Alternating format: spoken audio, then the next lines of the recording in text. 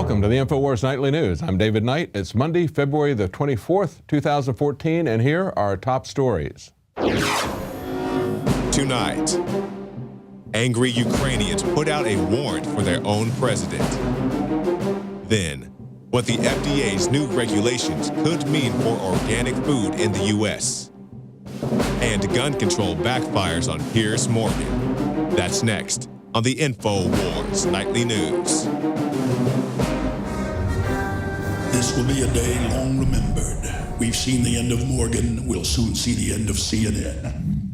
Well, Piers Morgan and Obama are learning the true meaning of blowback. As Piers Morgan's ratings fall to the cellar and his show gets canceled, Obama is seeing gun sales rise to the highest level they've been. And of course, the Supreme Court is sitting on the sidelines quibbling about the semantics of the Second Amendment. Now, in this story today from Paul Joseph Watson on InfoWars, it says Piers Morgan admits gun control advocacy led to his show being axed. Now, if you remember, Alex is about the only blip that he's had in his show in a constant downturn since he took it over. But the very fact that he wouldn't have Alex back on the show showed that they really weren't concerned about news or ratings, simply about pushing their agenda, and they didn't think they did a very good job of that either.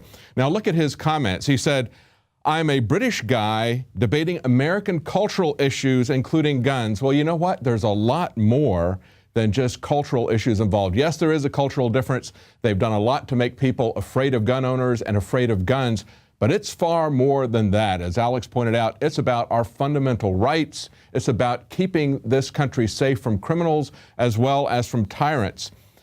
And really, Piers Morgan is nothing other than just a tool. It's pretty clear when he got a free pass from both the U.S. and the U.K. government, even though he is involved in a wiretapping scandal, one that he was masterminding at the newspaper where he was an editor, and he gets a free pass. He gets to leave the country, come over here, not get extradited. Alex is going to have a lot more about this at the end of the show, so stay tuned. He's going to tell you what this tells us about CNN and the rest of the mainstream media. Now, as far as Obama and firearms sales, they're going through the roof, as we all know last year.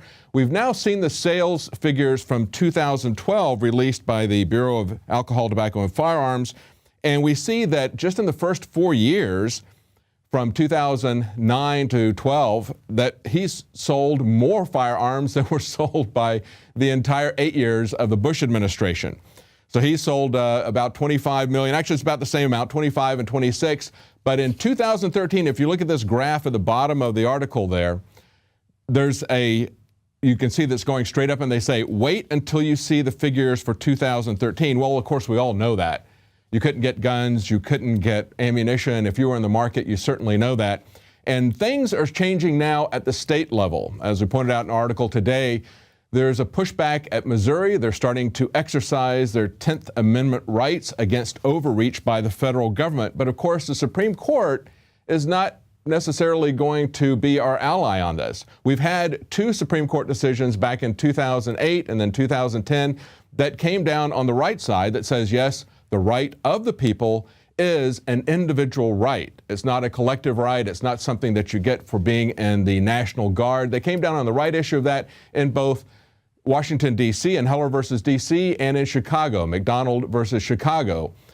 That second case was to establish that it was a right everywhere, not just in the District of Columbia. So now they're looking at other aspects. They wanted to get them to take a look at the carry aspect of it. What does it mean to bear arms now that we have had their pronouncement that it's an individual right, even though, of course, Washington, D.C. and Chicago have found other ways to infringe those rights? And that's another discussion we'll have to have as to what exactly does the word infringe mean. We certainly know what it means because we've seen the governments doing it.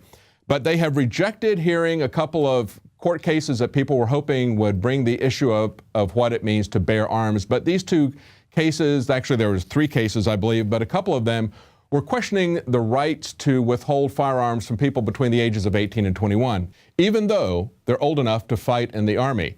Now, there are still other open carry cases that are going to be coming before the Supreme Court for review. There was Peruta versus the County of San Diego, which just happened February the 13th. A lot of people feel that that, as well as some other cases, may be heard. But this article that came out yesterday, where a former Supreme Court justice wants to add 5 words to the Second Amendment. This is reported from BizPac Review. You know what? The Supreme Court justices just don't get it. They don't get to amend the Second Amendment. That's not how it gets amended. There is a constitutional process, and it's not by a Supreme Court decision.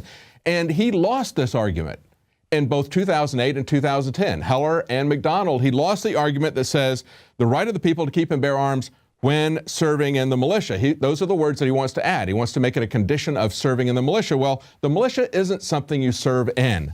The militia is the people. That's why it is a right of the people.